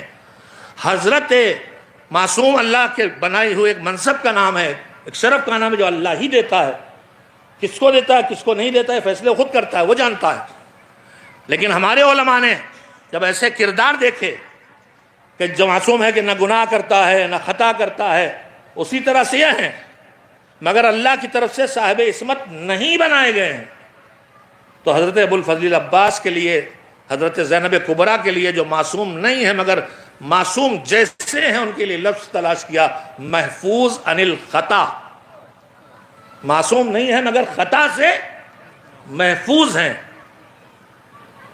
جناب زینب کے لیے سید سجاد نے کہا انت عالمۃ غیر معلمہ، جیسے ہر نبی اور امام یہاں کسی سے شاگرد نہیں بنتا، ادھر سے پڑھ کے آتا ہے، ویسی حضرت زینب کے لیے چوتھے امام کہہ رہے ہیں عالمہ ہیں آپ، غیر معلمہ. معلمہ نہیں، جس کو نہیں پڑھایا گیا آپ ویسی عالمہ ہیں. تو یہ معصوم جیسے ہیں تب بھی محفوظ عن الخطا کہا گیا. آج خطابت کے زور پر بولنے کی طاقت پہ ممبر پر آنے والے کو اتنی جرت ہو گئی ہے کہ وہ اللہ سے اپنے آپ کو بڑھا رہا آگے، اور مجلسیں پوری پڑھی جا رہی ہیں کہ حضرت عباس تو معصوم تھے. کیسے اتنی ہمت ہو کہ جو اللہ نے کسی کو جو منصب نہیں دیا ہے ہم اس کی طرف منسوب کریں. یہ کمزوری کہاں سے آتی ہے؟ جب آدمی عقائد تشیع کو علماء کی کتابوں سے پڑھنے کے بجائے شعراء کے اشعار سے اپنے عقائد ڈیزائن کرنا شروع کرتا ہے، اور جب نقطے باز خطیبوں کے نقطوں سے اپنے عقائد بنانا شروع کر دیتا ہے، چاہے وہ میر انیس کے مرثیے ہوں اور چاہے اس وقت کے بقول پیام آدمی کے ان کی انگلش میں بچوں رستہ بول نہ جانا، پڑھ رہے تھے جگہ بھولتے ضرور ہیں، خود سب زبانی پڑھتے ہیں بھولتے ضرور ہیں. تو وہ بند تھے، اس میں کیا مذہب دسترخوان نہیں ہے، مجھے بھی شعر یاد نہیں رہتے، میں اس لیے پڑھتا بھی نہیں ہوں. مذہب دسترخوان نہیں ہے، پتہ نہیں کاہے کی دکان نہیں ہے، اور پھر اگلے دو مصرے بالکل بھول گئے تو کہاں مذہب دسترخوان نہیں ہے اور پتہ نہیں کس چیز کی دکان نہیں ہے، اور کرکٹ کا میدان نہیں ہے، ممبر سے چھکے نہ لگانا. تو آج کل ممبر سے خود کو منوانے کی مہم چل رہی ہے. خدا کے منوانے کے لیے ممبر ہے، خود کو منوانے کے لیے نہیں. بہرحال بہت سی باتیں ہیں، پھر واپس لاؤں. ساتویں امام تک جو آیا اسے کہا جاتا تھا یبن رسول اللہ. مگر آٹھویں امام علیہ السلام کو جب موقع مل گیا تھوڑا سے، اور حکومت مجبور ہو کے اس نے امام کو گویا ولی عہد بنایا، جسے امام کسی صورت تیار نہیں تھے قبول کرنے پہ. اور جب قبول کیا تو کہا تیری حکومت کے معاملات سے میرا کوئی دخل نہ رہے گا. وہ خود ایک تفصیلی بات ہے. لیکن جب امام کو اپنے کردار کو پیش کرنے کا تھوڑا موقع مل گیا تو دنیا نے ان میں نبی کریم کی وہ جھلکیاں دیکھیں کہ اب جو نسل آگے گئی تو یبن رسول اللہ کے بجائے اسے کہا جاتا تھا یبن الرضا. نہیں سنے میں نے اسے بنیاد بتایا بات کہنے کے لیے. اب آٹھویں امام کے بعد جو بھی ان کی نسل میں ہے اسے یبن رسول اللہ نہیں کہا جا رہا ہے، یبن الرضا. یعنی اتنی بڑی شخصیت پھر آ گئی کہ اس بڑی شخصیت کے مقابلے میں اب اس شخصیت کو پہچانا دنیا نے اور کہا یبن الرضا. اب جانیے اپنے جد امجد زید شہید کی منزلت کو کہ ان ائمہ معصومین کے درمیان ایک ایسا غیر معصوم وجود میں آیا کہ سید سجاد کے کئی بیٹوں سے نسل چلی ہے، مگر حسینی کہلائے، عابدی کہلائے، سجادی کہلائے. یہ خالی زید شہید کا شرف تھا کہ ان کی نسل میں آنے والا زیدی کہلایا. اچھا چلیے آپ نے تعریف کر دی تو صلوات نہیں بھیجی. صلوات تو آپ بھیجتے رہتے ہیں، تعریف نہیں کرتے ہیں، اور میں یہاں آیا بھی تعریف لینے کے لیے نہیں، اور مجھے یقین ہے سورہ دعائے کمیل مولا نے کہا کم من صلائن جمیل لست اہلا لہ کن نشرتا، جس تعریف کے ہم حقدار نہیں ہیں تو ہمارے نام پہ پھیلا دیتا ہے، تو پھر مجھے کیا پریشانی ہے کہ میں اپنی تعریف کروانے کی کوشش کروں۔ وہ ہمارا مالک ہے جو اتنا بڑا ہے، جو اتنا بڑا ہے کہ جس کے لائق نہیں ہو شرف مجھے دے دیتا ہے، تو پھر مجھے کیا ضرورت ہے میں تعریف کے چکر میں پڑھوں۔ اللہ کے لیے میں آگے بڑھوں، آپ آگے بڑھیں، تو آپ روایت کے مطابق آپ اللہ کی طرف چلتے، مثال جسمانی دی ہے کہ اگر میرا بندہ میری طرف آنے لگے تو اگر وہ لیٹا ہو تو اٹھ کے بیٹھتا ہے تو میں کھڑا ہو جاتا ہوں، سمجھانے کے لیے، ورنہ اللہ کے یہاں سب کچھ نہیں ہے۔ جب وہ کھڑا ہوتا ہے تو میں چل پڑتا ہوں، اور جب وہ چل پڑتا ہے تو میں اس کی طرف دوڑ پڑتا ہوں۔ یہ ہے رحمت پروردگار، ہمیں اس کی قدر کرنا چاہیے، مگر ممبر سے ہمیں یہ باتیں بہت کم بتائی جاتی ہیں۔ بانی تنظیم نے آج سے 70 سال پہلے جو قوم کو دیکھا تھا تبھی کہا تھا ہماری قوم بے عمل نہیں ہے، ہماری قوم بے خبر ہے، اسے جتنا سکھاؤ گے اتنا کرے گا۔ اب یہی بات سے نکلتی ہے بات، ہمارا ہر بچہ بچپن سے کہو بیٹا نعرہ حیدری، وہ کہتا ہے یا علی، میری پوتیاں بھی چھوٹی چھوٹی ہیں، لام نہیں نکال پاتی مگر یا علی کہتی ہیں۔ خالی ابھی کسی لائق نہیں ہے، پیٹ پہ دھپا دھپ، کچھ نہیں، یہ کہاں سے آئے ان کے پاس؟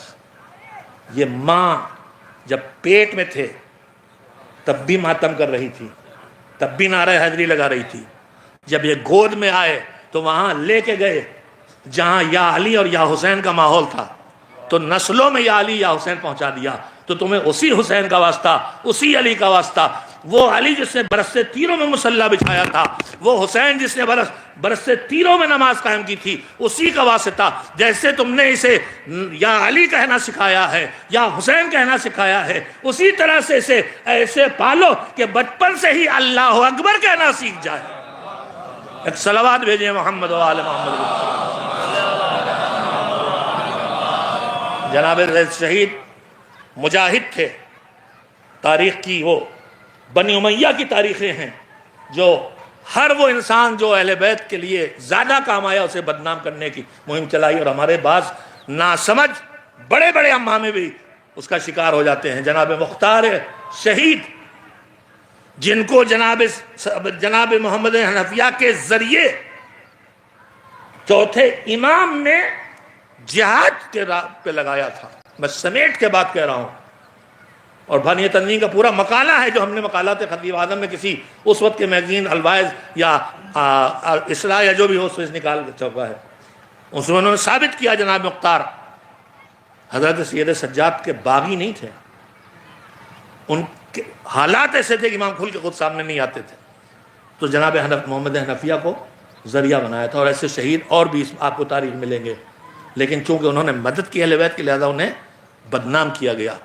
جناب زید شہید کی بھی صورتحال یہی ہے کہ وہ نکل پڑے تھے حق کے لیے، جیسے جب تانا دیا گیا تھا کربلا میں بہت کچھ چھوڑ رہا ہوں، سب کچھ چھوڑ دیا میں نے، کہ حسین معاذ اللہ نماز پہ تانے کی بات کہی گئی تھی، تو حبیب بن مظاہر جنہیں حسین نے فقیہ کے نام سے نوازا تھا، میں نے بزرگوں سے روایت، ایسے بزرگوں سے جو بغیر کتاب میں دیکھے نہیں پڑھتے ان سے سنی ہے، ابھی تک میں خود ڈھونڈ نہیں سکا ہوں، لیکن حبیب تلوار لے کے نکل گئے تھے لڑنے کے لیے، اور ادھر نماز جماعت قائم ہوئی تھی، اور حکم بھی یہی ہے کہ جب جنگ ہو رہی ہو تو لشکر دو حصے میں بٹے، ایک دشمن سے لڑے اور ایک امام کے پیچھے نماز پڑھے، اور نماز قصر ہو جاتی ہے، امام کی بھی ماموم کی بھی، امام ایک رکعت پڑھے، جلدی سے دوسری رکعت یہ ماموم پڑھ کے جا کے لڑے، اور جو لڑ رہے وہ آ کے نماز جماعت پڑھیں۔ آپ سوچئے جب اول وقت کا اتنا اہتمام، جماعت کا اتنا اہتمام، تو اصل نماز کا کتنی حیثیت ہوگی۔ میرا اگر کوئی بیٹا، میرا کوئی بھائی، میری کوئی بیٹی، میری کوئی بہن خدا کے لیے متوجہ ہو جاؤ، اگر اب تک نماز نہیں پڑھتی ہو، اور اگر تمہیں کچھ بہکانے والے بہکا رہے ہیں، خدا کے لیے ان کے بہکانے میں نہ ہو۔ مزاداری اور نماز روزے اور پابندی دین کا کوئی مقابلہ ہے ہی نہیں۔ عزاداری تو سب اس چیز کی حفاظت کا ذریعہ تھی، اسے لڑاؤ نہیں، اسے ٹکراؤ نہیں، جو کچھ دین میں ہے جہاں ہے وہیں اس کی جگہ ہے، اور اسے وہیں رہنے دو۔ جگہ بھی بدلو گے تو دین بگڑ جائے گا. جو اینٹ جہاں لگائی ہے کہیں ادھا کہیں پورا کہیں کاٹ کے ٹکڑا, اگر ہم نے ادھر سے ادھر کیا تو عمارت لڑکھڑائے گی کہ نہیں لڑکھڑائے گی؟ تو جو جہاں ہے اسے رہنے دو, نہ کسی کو کسی بڑھاؤ نہ کسی کو کسی سے پیچھے کرو. میں ایک بات اور کہہ لوں آپ سے, زینب زید شہید اپنی نسل کے ساتھ شہید ہوئے, جیسے ہمارے جد سید علیم الدین یہ شہید ہوئے, ان کے ساری اولاد شہید ہوئی, 2 بیٹے بچے تھے بس, ان سے یہ نسل چلی ہے. میں نے سوچا تھا آپ کو بتاؤں, لیکن 2 فکروں میں ایک فضیلت اور عرض کرنا چاہتا ہوں. بسم اللہ الرحمن الرحیم. انا اعطیناک الکوثر, ہم نے آپ کو کثرت نعمت سے نوازا ہے, جس میں سب سے نمایاں نعمت ہے آپ کی کثرت اولاد, کثیر اولاد سے. فصلی لربک وانحر, اور پھر تمیز سلیقہ سکھایا سب کو پیغمبر کے ذریعے کہ جب ہم نے کثرت سے نعمتوں سے نوازا ہے تب تمہاری ذمہ داری ہو گئی جتنی نعمت بڑھے اتنا ہی اللہ کی عبادت بڑھے. فصلی, نماز پڑھو. وانحر, نماز جسم کی عبادت ہے, نحر کرنا مال خرچ کرنا ہے, اور قربانی دو. جب جانور کی قربانی ضرورت ہو جانور کی, جب اپنی قربانی ضرورت ہو اپنی, مگر دین بچاؤ. یہ ذریعہ یہ تمہیں کیوں ہم نے کثرت اولاد سے نوازا. اور پھر اس کے بعد تیسرا جملہ کیا ہے؟ ان شانئک هو الابتر, تمہارا دشمن نہیں چلنے والا ہے. یہ سورہ کب نازل ہوا؟ پہلے دن تبلیغ کے. اقرا آیا ہے. کب آیا ہے؟ جب اسلام اتنا پھیل گیا کہ دشمن مایوس ہونے لگے تو رکتا ہی نہیں. تو دشمن نے کہا اب اپنی پارٹی میں مضبوط بنانے کے لیے سلوگن بنائے جاتے ہیں. اس نے سلوگن بنایا کہ ان کا دین پھیل گیا ہے مگر ڈرو نہیں, ان کے کوئی اولاد نہیں ہے, ان کا دین چلنے والا نہیں ہے. ایک ہوتی ہے, توجہ دے, بہت قیمتی بات ہے, ایک ہوتی ہے دوست کی گواہی, ایک ہوتی ہے دشمن کی گواہی. یہاں دشمن کیا کہہ رہا ہے؟ ان کا دین بغیر, ان کے چونکہ اولاد نہیں ہے لہذا ان کا دین چلنے والا نہیں ہے. یہ سورہ کب آیا؟ جب اسلام پھیل گیا ہے. اسلام پھیلا ہے تو اصحاب بہت سے آ گئے کہ نہیں آ گئے؟ اگر آپ پوری طرح متوجہ ہو گئے تو نتیجہ نکالیے کہ اصحاب کے ہوتے ہوئے دشمن دین کہہ رہا تھا ان کا دین نہیں چلے گا, اس لیے کہ ان کے کوئی اولاد نہیں ہے. یعنی دشمن اقرار کر رہا تھا کہ دین خدا اصحاب سے چلنے والا نہیں ہے, اولاد سے چلنے والا. اور جب ہمیں اگر ہمیں سید ہونے پہ ناز ہے, میں نے سب نوٹ کیا تھا کہ جن کے رتبے ہیں سوا, ان کو سوا مشکل ہے. آپ اگر سید ہیں اور آپ کو اللہ نے ایک یہ فضیلت عطا کی ہے تو آپ کی ڈیوٹی بڑھ جاتی ہے. ایک مومن ہونے کی ڈیوٹی, ایک شیعہ ہونے کی ڈیوٹی, ایک ان کی نسل میں ہونے کی ڈیوٹی. اور وہ کہتے ہیں ہمیں بدنام کرنے کا ذریعہ نہ بننا, ہماری نیک نامی کا ذریعہ بننا. وہ سب شیعوں سے کہہ رہے ہیں, سارے مومنین سے کہہ رہے ہیں, تو کیا اپنی اولاد سے نہ کہیں گے؟ تو اگر ان کی اولاد ہیں اور ہیں تو پھر ہمیں فکر ہونا چاہیے کچھ ایسا نہ کریں کہ کہلائے زید شہید کے بیٹے ہیں, یہ حسین کے سید سجاد کے بیٹے ہیں, یہ تو کبھی نماز پڑھتے نہیں دکھائی دیتے, یہ تو قرآن پڑھتے نہیں دکھائے تھے. حسین نے تو نوکے نظر پہ قرآن پڑھا تھا. تو اللہ نے انہیں کثرت اولاد سے نوازا, اللہ کا وعدہ تھا. دوسرا جملہ سن لیں, قرآن کی سچائیوں میں سے ایک دلیل یہ ہوتی سچائی کی کہ اس کی پیشین گوئی ہوتی ہے جو صحیح ثابت ہو جائے. معصوم کی سچائیوں بھی ہوتا ہے, قرآن نے پیشین گوئیاں کی ہیں. اس میں سے ایک پیشین گوئی کیا ہے؟ انا اعطیناک الکوثر, ہم نے آپ کو کثرت اولاد سے نوازا ہے.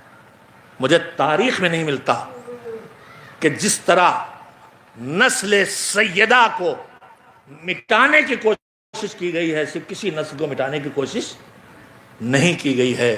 عزیزو, آج سادات کرام کا دنیا کے ہر گوشے میں پایا جانا, جو اپنی جانیں بچانے کے لیے آج بھی ملک کے کناروں پر, ساؤتھ انڈیا سے لے کے کشمیر کی وہ پہاڑیاں اور چوٹیاں جہاں آج بھی راستے بننے کے بعد کلومیٹر پیدل چڑھائی چڑھنا پڑتی ہے, نہ جانے کب وہاں آ کے بسے تھے دشمن سے بچنے کے لیے. پوری صدیاں جس کو مٹانے پہ لگی تھیں, ان سادات کرام کا وجود پکار کے کہہ رہا ہے کہ قرآن سچا ہے. دیکھو ہم ہر جگہ کثیر تعداد میں موجود ہیں, ہمارا وجود قرآن کی سچائی کی گواہی ہوتا ہے. ایک صلوات بھیجیں محمد و آلہ. ہم زید شہید کی اولاد سے ایک طرف حق کے لیے جان دی، اولاد دی، سب قربان کر دیا، اور دوسری طرف ہمارے پاس قرآن مجید کے علاوہ دو ایسی قیمتی کتابیں ہیں کہ جس کا جواب دنیا میں کسی کے پاس نہیں ہے۔ ایک کلام مولا علی نہج البلاغہ، خطبات یعنی لیکچرز، مکتوبات یعنی خطوط، اس کے بعد چھوٹے چھوٹے جملے جن میں کئی کئی گھنٹوں کے لیکچر چھپے ہوئے ہیں۔ تو قرآن مجید پہلے، اس کے بعد نہج البلاغہ، تیسری مشہور کتاب کون سی ہے؟ صحیفہ کاملہ، جو بظاہر صرف دعاؤں کا مجموعہ ہے، لیکن حالات اجازت نہیں دے رہے تھے۔ علامہ جوادی اللہ مقامہ کے فقرہ ہے کہ علی کے دور میں ماحول تھا، انہیں موقع ملا، سننے والے تھے تو ممبر پہ بیٹھ کے سننے والوں کی طرف منہ موڑ کے جب گفتگو کی تو نہج البلاغہ وجود میں آئی۔ قیمتی جملہ ہے۔ اور کہا سید سجاد کے دور میں ماحول نہیں تھا، سننے والے نہیں تھے، تو انہوں نے رخ کو اللہ کی طرف، قبلے کی طرف پھیر کے گفتگو کی، تو وہ صحیفہ کاملہ بن گئی۔ صحیفہ کاملہ صرف دعاؤں کا مجموعہ نہیں ہے، پورے دینی حقائق اس کے اندر موجود ہیں۔ اور میں عرض کروں گا، رمضان آنے والا ہے، 2 دعائیں سید سجاد کی ہیں، انہیں نہ چھوڑیے گا، ضرور پڑھیے گا، پوری نہیں، آدھی چوتھائی کئی دنوں میں پڑھیے ترجمے کے ساتھ۔ ایک سحر کے وقت دعائے ابو حمزہ صومالی جو سید سجاد نے کی دعا ہے، اور ایک کم سے کم دعائے مکارم الاخلاق جو ہمارے بزرگوں نے لکھ دیا کہ شب قدر میں پڑھو، معصوم کا حکم نہیں ہے، مگر اتنی اچھی دعا ہے، اتنی قیمتی دعا ہے کہ کہا کبھی تو پڑھو گے تو شب قدر میں پڑھو۔ دعائے مکارم الاخلاق قسطوں میں پڑھ ڈالیے ترجمے کے ساتھ۔ دعائے سحر ابو حمزہ صومالی، تیسری بہت قیمتی دعا، آ گئی بات تو جلدی سے کہہ لوں، شعبان ختم ہونے والا ہے، اس میں شبوں میں شعبان کے ایک مناجات وارد ہو گئی ہے جسے مناجات امیر المومنین۔ مناجات کا مطلب دعا نہیں ہوتا، دعا ہاتھ پھیلا کے زور زور کی جاتی ہے۔ مناجات کا مطلب کہ کسی بہت ہی قریبی کے پاس بیٹھ کے سرگوشیاں کی جائیں۔ مناجات یعنی سرگوشیاں۔ تو امیر المومنین کی ایک مناجات دعائیں معصومین سے بہت وارد ہوئی، مگر کسی کے لیے نہیں لکھا ہے کہیں کہ مثلا دعائے کمیل کو چوتھے ماہ بھی پڑھتے تھے، 5ویں بھی، 6ٹھے بھی، لیکن مناجات شعبانیہ جو کہلاتی ہے امیر المومنین کی نے آغاز کیا ہے۔ روایت کہتی ہے کہ سارے امام اس مناجات کو پڑھتے تھے، کتنی قیمت بڑھ گئی اس کی۔ اور پھر ہمارے علماء لکھا ہے کہ شعبان میں ہی نہیں، جب موقع ملے تو یہ مناجات پڑھ ڈالو۔ تو میں نے آپ اپنے جوانوں سے، ان میں شوق ہے، گوگل پہ جائیے گا، نہ جانے کتنے اپلیکیشن موجود ہیں، ان میں سے یہ چیزیں، سب کے گھٹنوں میں درد ہو گیا، چہروں پہ تھکن آ گئی، آنکھوں میں نیند آ گئی، عالم برزخ میں آنکھیں جا رہی ہیں، انہیں وادی السلام تک پہنچانے کی مل جل کے صلوات بھیجیں محمد۔ آپ سب لوگ مل کے صلواتوں نہ بھیجیے، ایک صلوات مل جل کے بھیجیے محمد علیہ۔ شفیع بابا مرحوم ہمارے گاؤں کے، میں کہتا ہوں پورا گاؤں ان کا احسان مند ہے کہ جرگاہ میں دینداری ان سے آئی ہے۔ میں اور شہدواڑے کو نہیں کہتا، غلام عسکری کی ہدایات کی روشنی میں شفیع بابا نے وہاں دین پھیلایا۔ مسجد میں ایک نمازی ہوتا تھا، جماعت قائم کی، بولنا جانتے ہو چاہے نہ جانتے ہو، بیٹھ کے تبلیغ کی، نام نہیں لوں گا، اسی میں انہوں نے مثلا کہا تھا کہ صفی کا ہم نہ ٹکبا تو کون کو ٹکی ہے۔ تو اسی طرح سے میں عرض کر رہا ہوں کہ آپ ہی کے درمیان کا پلا بڑا ہوں، اگر میں آپ کی خدمت میں بے تکلفی سے نہ کہوں گا تو پھر کہاں جا کے بے تکلفی سے بات کر سکوں گا۔ اب آپ ایک بے تکلفی سے صلوات بھیج دیے، تکلف والی تو بہت ہوگی۔ جناب زید شہید کے لیے اتنا ہی شرف کافی تھا کہ صحیفہ کاملہ سید سجاد کی دعاؤں کا یہ مجموعہ مرتب کیا تھا جناب زید شہید نے، اور ان سے یہ وراثت ائمہ میں منتقل ہوئی اور ہم تک پہنچی ہے۔ بہت بڑا احسان ہے ان کا۔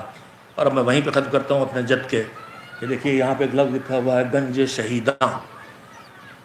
یہ لفظ کہاں سے آیا ہے؟ یہ لفظ کربلا سے آیا ہے۔ حسین شہید ہوئے، فرزند حسین علی اکبر شہید ہوئے، اصغر شہید ہوئے، ابو الفضل شہید ہوئے، قاسم شہید ہوئے، 18 افراد ہیں اس کنبے کے جو شہید ہوئے، اور اس کے بعد جو اصحاب ہیں ان میں بھی 18 72 میں گھٹا لیجئے، 66 64 بنتا ہے 54 چلیے 54 اصحاب ہیں حسین کے، مگر صرف 2 کی قبریں سید سجاد نے الگ بنائی ہیں۔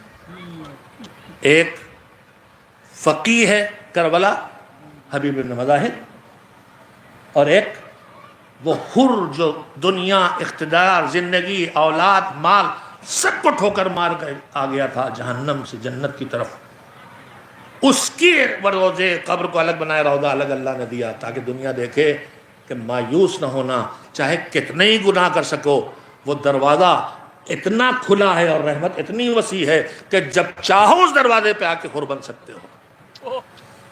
2 کو الگ کیا۔ اس کے بعد چٹائی میں اپنے بابا کو جو تلواروں ہی سے ٹکڑے ٹکڑے جیسے تھا، گھوڑوں سے اور کچھ لگے، جسم کے ٹکڑوں ٹکڑوں کو سمیٹا، بنی اسد کی مدد سے اکیلے چٹائی میں دفن کیا۔ اب سید سجاد کو معلوم ہے اس کے بعد بابا پر سب سے دشوار وقت کون سا آیا تھا، جب جوان کو کلیجے سے لگا کے رخصت کیا تھا اور آبادی تھی مالک گوار ہے نا، صورت و سردار و کردار و گفتگو ساری چیزوں میں جو تیرے رسول سے سب سے زیادہ ملتا تھا، جب تیرے رسول کا دل بے چین ہوتا تھا اپنے اس بچے کو دیکھ لیتا تھا، اس کو بھی قربان کر رہا ہوں۔ جب شہید ہو کے گرے، بس ایسی تو 4 فقرے مصائب کے پڑھ لوں گا، تو علی اکبر نے مدد کے لیے پکارا، کہا بابا آخری سلام۔ روایت کہتی ہے کہ سینے میں جو برچھی لگی تھی، جب ظالی نے برچھی گھبرا کے کھینچی تو سینے میں انی ٹوٹ کے پھنس گئی تھی، اور اب علامہ علی اکبر اتنے زخمی ہو چکے تھے کہ اب تلوار چلانا ممکن نہیں تھا، بیٹھنا گھوڑے میں ممکن نہیں تھا۔ اپنی باہیں گھوڑے کے گلے میں ڈال دی، کہا مجھے بابا تک پہنچانے، خیموں تک پہنچانے، بابا کو یہاں آنے کی زحمت نہ کرنا پڑے۔ مگر ہوا کیا، جدھر سے گھوڑا گزرا ادھر سے تلواریں پڑتی رہی۔ روایت کا فقرہ ہے قطعوہ اربن اربا، جیسے کسی جانور کا قیمہ بنایا جاتا ٹکڑے ٹکڑے، ویسے زندگی میں علی اکبر کو ٹکڑے ٹکڑے تلواروں سے کر دیا گیا۔ اب جو اکبر گرے، ہم سمجھتے حسین صدمے کی وجہ سے اکبر کی لاش نہ اٹھا سکے، قدم قدم زمین پہ کھنچ رہے تھے، ارے تلواروں سے اتنے ٹکڑے کر دیے گئے تھے کہ لاش زمین پہ کھسک رہی تھی۔ اب مجبور ہو کہ حسین نے بلایا تھا، بچوں آؤ اور آ کے اپنے بھیا کی لاش لے چلو۔ حسین کتنی محبت کرتے تھے، بڑا بھائی جانتا ہے، لہذا چھوٹے بھائی کو بابا کی قبروں پہ قدموں میں دفن کیا، اور بظاہر چھوٹی سے ننھی قبر بھی وہیں بنا دی، باقی سارے شہداء کے لیے گنج شہیداں بنا دیا، جہاں بھی شہیدوں کو ایک جگہ دفنایا گیا ہوگا۔ بچے ہی کون تھے، 2 بچے بچے تھے، مگر میں کہوں گا بہت ظلم ہوا آپ پر ہے سید علیم الدین، مگر آپ کے 2 بچے بچے ہیں۔ پھر وہ دشمنوں سے بچ گئے، مگر کربلا میں جو بچ گئے تھے ان پر ظلم کا دوسرا سلسلہ شروع ہوا۔ کبھی انہیں ان لاشوں کے درمیان سے گزارا گیا جو ان کے گود کے پالے تھے، جیسے لاشوں کے درمیان، بھائی میں ختم کیے دیتا ہوں، لاشوں کے درمیان گزرا قافلہ، ہر ماں نے اپنے آپ کو اپنے بچے کے لاشے تک پہنچایا۔ ام لیلہ اکبر تک پہنچ گئیں، رباب ڈھونڈتی ہوئی ننھے سے اصغر تک پہنچ گئی، ام فربا قاسم تک، 2 جنازے اور پڑے ہیں جن کی ماں موجود ہے، مگر زینب نے گھوڑے سے گرایا تو بھیا پہ ماتم کرتی ہوئی چلی، نانا رسول اللہ آپ پہ ملائکہ سماوات صلوات درود بھیجے نہ آپ پڑھے، اور آپ کا بچہ کربلا کے میدان میں بے گور و کفن خاک میں ڈوبا پڑا ہے، اور آپ کی بیٹیاں بال بکھرے ہوئے اور سر پہ چادر نہیں ہے۔ بھیا کے لاشے پر نظر ڈالی تھی کہ بھیا بڑی تھی لپٹ جائیں بھیا سے، مگر بھیا کی وصیت یاد آئی، میری بہن میری امانتوں کا خیال رکھنا۔ یاد آیا سب شہید ہو گئے، ایک میرا سجاد بچا ہے، مڑی سجاد کی طرف جو اتنا مجبور تھے کہ اپنے آپ کو ناکے سے نہیں گرا سکتے تھے، ہتھکڑیوں بیڑیوں میں جکڑے ہوئے، چہرہ دیکھا ایک رنگ آتا ہے ایک رنگ جاتا ہے، میرے لال ارے یہ کیا کیفیت ہے، دل کو سنبھالو، تم نور نظر ہو، تم اس پورے کنبے کے چشم و چراغ ہے۔ کہا پھوپھی اماں ارے وہ بیٹا دل کو کیسے سنبھالے کہ جس کے باپ کی لاش سامنے پڑی ہے، مٹھی خاک اٹھا کے نہیں ڈال سکتا۔ اب عالم غیر معلمہ نے کہا بیٹا دل کو سنبھالو، ارے تمہارے بابا کی قبر بھی بنے گی، اس پر روضہ بھی بنے گا، اس پر زیارت کرنے والے بھی آئیں گے۔ سید سجاد کو دلاسا دے دیا، مگر زندگی بھر خود حسین کے لیے تڑپتی رہیں۔ نانا کے روز قبر پہ گئیں تو اپنے بچوں کو نہیں، اپنے بھیا کو یاد کیا۔ مادر گرامی کی قبر گئیں، اماں تمہارا لال پیاسا مارا گیا، اپنے بچوں کا ماتم نہ کیا، حسین کا ماتم کیا۔ بس بزرگوں سے سنتا آیا ہوں، جہاں گئیں حسین پر ہوئیں۔ بہت دنوں کے بعد عبداللہ ابن جعفر آئے، اپنے گھر چلو، ابھی تک بچوں کو یاد نہ کیا تھا۔ گھر میں داخل ہوئیں، صحن خانہ دکھائی دیا، آگے حجرہ دکھائی دیا، حجرے میں دو بستر دکھائی دیے۔ اب بڑی اور محمد اماں آئی ہیں کہ اپنی اماں کا استقبال نہ کرو گے۔ اس سے پہلے بھی زینب اپنے بچوں پہ نہ روئی تھی، اس کے بعد بھی جب تک زندہ رہی اپنے بھیا کا ماتم کرتے نہیں، اپنی اولاد کا ماتم نہ کیا۔ قربان ہماری جانیں، ہمارا سب کچھ ان پر، انہوں نے دین بچانے کے لیے اپنا سب کچھ قربان کر دیا۔ پروردگار تجھے تیری رحمت کا واسطہ، ان قربانیوں کا واسطہ ہمیں توفیق دے کہ کربلا سے پہلے، کربلا میں، کربلا کے بعد جو دین کے لیے قربانیاں دی گئی ہیں، اس دین کو ہم پوری طرح سے اپنے اوپر، اپنے کنبے پر نافذ کر سکے۔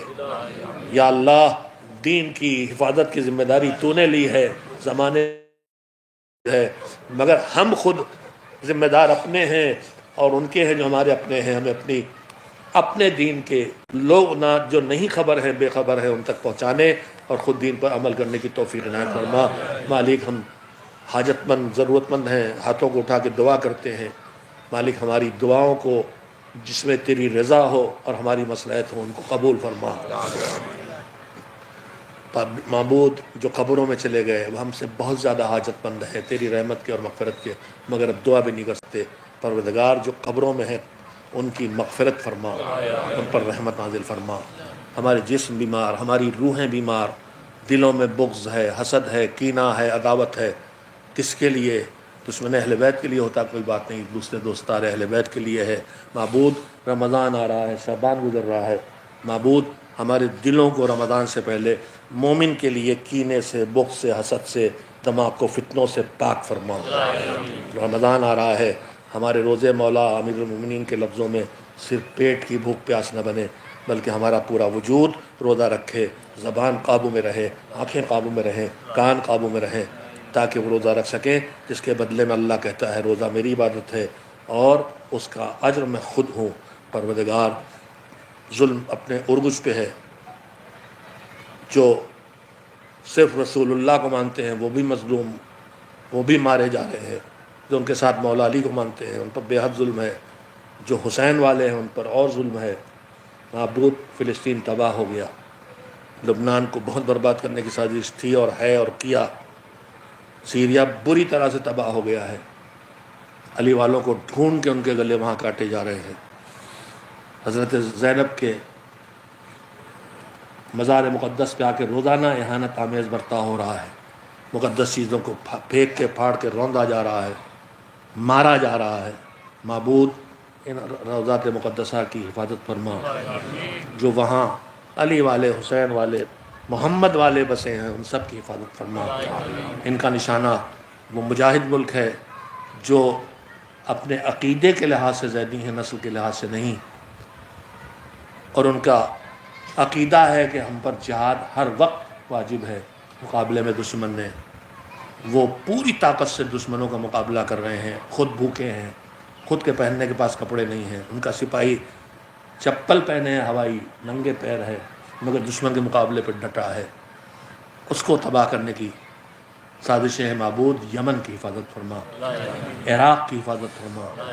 कोशिश ये है कि इन सब को तबाह करके फिर जमहूरियत इस्लामी ईरान को तबाह किया जाए, जो पूरी दुनिया में तशय्यो की सरबलंदी का ज़रिया बना है, जिसने तशय्यो को पहचानवाया है और उनको हिफाजत का इक़दाम किया है। माबूद जमहूरियत इस्लामी की हिफाजत फरमा, जमहूरियत इस्लामी के मुहाफ़िज़, और इस वक्त कह सकता हूँ पूरे आलम में तशय्यो को मुहाफ़िज़ आयतुल्लाह उज़्मा ख़ामेनई की हिफाजत फरमा। जैसे मालिक अस्तर थे मौला अली के लिए, ऐसे बहुत से दस्त व बाजू आयतुल्लाह उज़्मा ख़ामेनई के कट चुके हैं।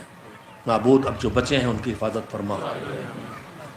बहुत शहीद हैं, हम तो एक शहीद सुलेमानी को जानते हैं, खुजजी को जानते हैं, लेकिन ऐसे दर्जनों शहीद सीरिया में इसी मरतबे के शहीद हो गए, हमें उनके नाम तक नहीं मालूम। माबूद उन्हें अमीरुल मोमिनीन के लश्कर के सरदारों के साथ जवार इनायत फरमा। वक़ार तशय्यो आयतुल्लाह उज़्मा सिस्तानी वक़ार तशय्यो है। एक उनका इशारा ना होता तो आज करबला मुक़द्दसा में जब कुछ आपके पास ना होता, सब मुनज़्ज़म कर दिया गया होता। अल्लाह ऐसे मुत्तकी और ऐसे बाअमल फ़क़ीह की हिफाजत फरमा जिसकी ज़बान में तूने इतना असर पैदा फरमाया है। माबूद अतबात की हिफाजत फरमा। हमको हज उम्र ज़ियारत का शरफ़ बार बार इनायत फरमा। जिन पे हज वाजिब हो गया उन्हें अब इस साल नहीं जा सकेंगे, शायद अगले साल या इस साल मुमकिन हो, उन्हें तौफ़ीक़ हज इनायत फरमा। हम सबको बार बार हज उम्र ज़ियारत अतबात आलियात की सलाहियत इनायत फरमा। इतनी रोज़ी दे के हम कर सकें, इतनी ताकत दे के हम इनका अमाल को अंजाम दे सकें। हमारे मरहूमीन पर रहमत फरमा। ज़माने के इमाम के ज़ुहूर में जिन हालात को फ़राहम होना है, उनमें जो हमारा हिस्सा है, इसमें नुमाया हिस्सा ये है कि हम अपने घर में और क़ुर्ब जवार में ख़ुद से अदालत का निज़ाम कायम करें। माबूद हम मुरब्बी बन के उनकी मारिफत रखने वाले, उनकी इताअत व मिजाज रखने वाली नस्लों की तरबियत कर सकें।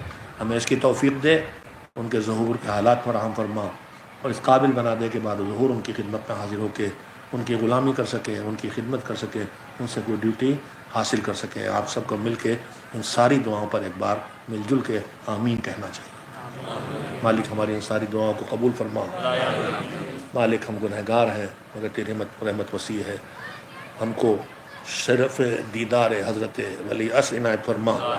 दुआ अहद में तूने बताया है जो मर गए होंगे अगर इस लायक होंगे तो कब्रों से कफन पहने हुए, तलवारें हाथ में लिए हुए इमाम की मदद के लिए निकाले जाएंगे। हम अगर उनके ज़ुहूर से पहले मर जाएं, दफना दिए जाएं, तो हमें उनमें शुमार फरमा, जिन्हें फिर कब्रों से उठा के उन तक पहुँचाया जाएगा। परवरदिगार हमें तौफ़ीक़ हुसूल शफ़ाअत मासूमीन अलैहिमुस्सलाम इनायत फरमा। आपसे फिर एक मरतबा अर्ज़ करेंगे, हम एक बार सूरह तौहीद 3 बार की तिलावत फरमा के हमारे सबके जद सैयद सलीमुद्दीन दादा, उनके बुज़ुर्ग, उनके बाद की नस्लों में सब पर सबको इशारे सवाब होगा।